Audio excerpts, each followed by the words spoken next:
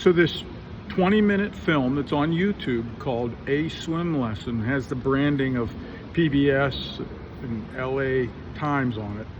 Has a lot of good things, but some things that are really questionable and makes us wonder. So I did put my name to a letter to Motion Picture Academy asking that the film not be considered for an Academy Award. Even if it's being considered, it's going to generate a lot of extra eyeballs and people are going to check it out. And there are some things that we shouldn't be sharing. Now, I'm also strongly opposed to the cancel culture. And this sort of reeks a little bit of that we're going to cancel this because it's not just the way we wanted it. But hey, first off, wonderful photography. I love the way the GoPro was put on the teacher's chest to get those underwater pictures. They're just fabulous. The flying, the cinematography is exceptional. Bravo for that. The gentleman, a teacher, is generally a kind guy. He handles the kids well. He has his hands in the right position. He's being protected in the sun of Southern California with his double hats. A lot of great things happening there. He's making a great run at a small business. It's definitely hard work, and 3 cheers for that. The thing that he's really got pegged for is the trauma. How you grab the kid and then yank them back into the pool. Now, it doesn't happen on the first day. And after a few days, I agree that the kids are going to warm up and then they're going to be progressing to a long degree. So that progression is certainly happening, but I think that trauma-induced, you're going to do it no matter what, is a fearful thing for the kids. It certainly showed a lot of. Now, the way our media works these days, you have to have that conflicting battle going on, or else it's just not that important and it's not worth showing. So I imagine a good bit of that was just because of the way the filmmakers needed to portray a story and a conflict to make it feasible or showable.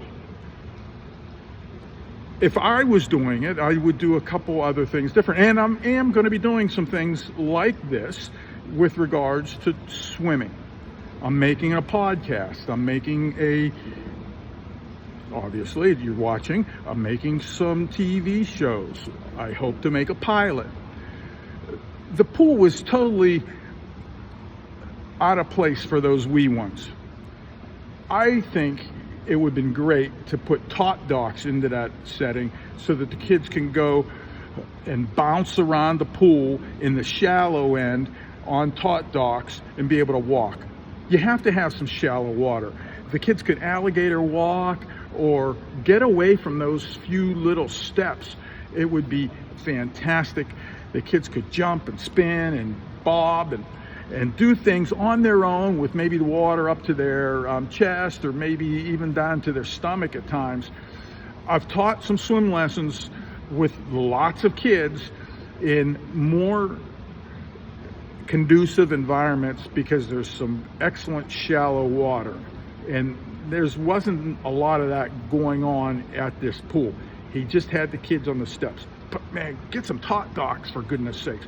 Those are ways to make a false bottom and allow the kids to stand and walk and get familiar with things. Sometimes they'll have poles that can go up that you can grab or that the kids can see where the line is drawn between the platform that they're able to stand upon and the deeper end where they're not. The vomit scene was just cringeworthy, and I don't want to see kids spitting at all, and if they're spitting more than what they should, that was more than a gulp of water, I believe. Furthermore, parents, guardians, take your kids swimming, get them in the pool yourself, get familiar with the water, start it at bath time, start it in a shower, start it in a spray park. Don't be afraid to go to a safe setting, keep your kids at arm's length and take them into the pool. For goodness sakes, we need more parents and guardians helping their kids in the aquatic settings. I would have loved to seen a lesson or 2 or 3 with the parents, and then I would love to see the kids. And if a kid is going to cry, the parent should be there. Now, maybe that has to be a half hour later and not with the other kids, but do a parent class with the kids. And the kids are going to learn on their own schedule. Everybody doesn't always need to follow the same dang schedule. 8 days and boom, you're out. So I like that there was a finite period for the lessons. I love that it happened every single day. But if a kid's not ready for it, they can sit and watch, but they don't need to be dragged into the pool. They can watch the other kids have fun, fine. But that crying and total tension and trauma seem to be over the top, if you ask me. So, cheers to the filmmakers. It's not worthy of being nominated as an Academy Award. That's my opinion.